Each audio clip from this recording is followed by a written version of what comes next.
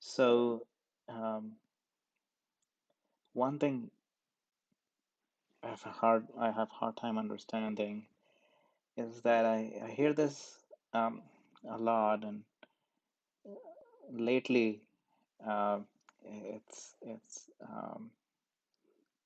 much more louder than usual, and it seems like I was hearing some, just looking at some videos from strings, and all these, a lot of um, Western NGOs and activism against nationalism, especially Hindu nationalism, and pouring a lot of money.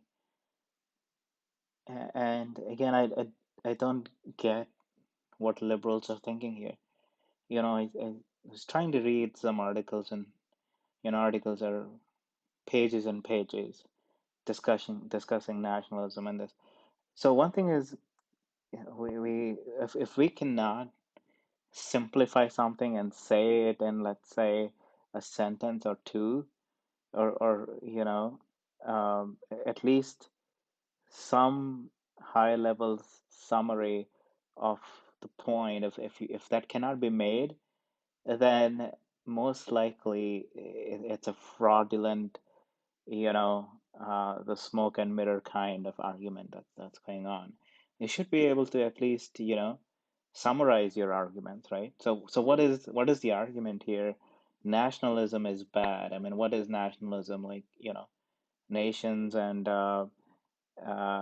excluding others in, only prioritizing the citizens of a nation or a group of people. Like, effectively, you create all these names. See, that's the whole problem with Western thought process. They create these variety of different labels and isms. The only reason is because the reason they create these labels and isms is to divert away attention from a fundamental um, principle, or something that can be expressed as a more fundamental truth. So, for example, all this.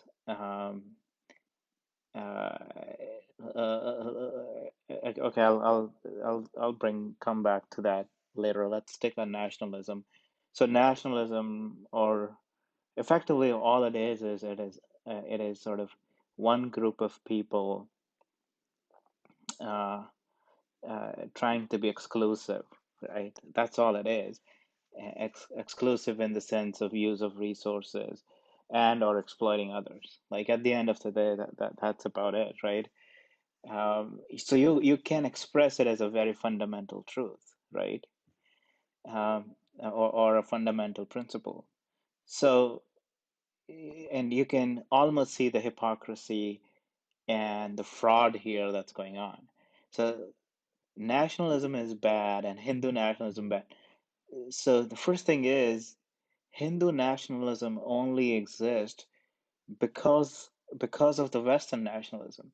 If you dismantle the Western nationalism, all the other nationalism will disappear immediately, right? So, for example, let's say America comes to India, or Americans come to India, and like, okay, we don't want nationalism, no borders, no boundaries, and no exclusive rights of a group.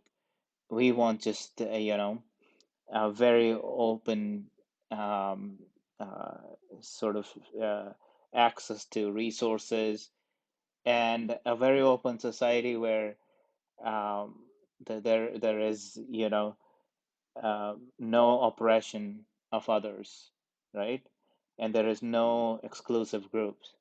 Okay, I mean, basically that's the idea, right? But basically that's the thought process, right? Everybody gets to reach their full potential, right? So why would Indians say no? They'll say, yeah, okay, great, let's do it, right? So we Indians can come to America, work there, settle there. You Americans can come to India, work here, settle here. Like, we're good. Yeah, let's do it. Let's do that for the entire world. So I again, I got the short circuits.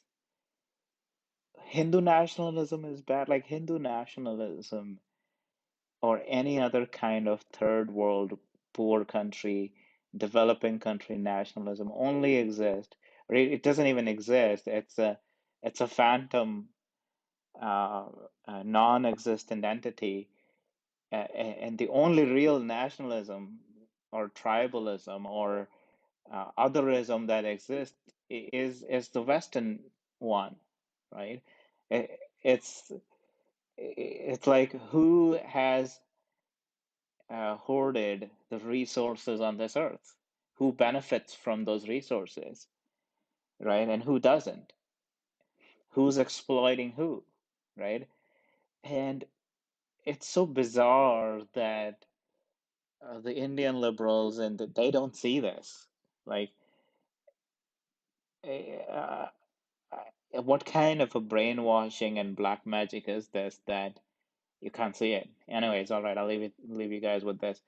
Feel free to. I do want to, start doing some live. I know I don't have any subscribers or views right now, but at some point in time, I'd love to sort of get into debates and conversations. So anybody listening, please help me out. Thank you.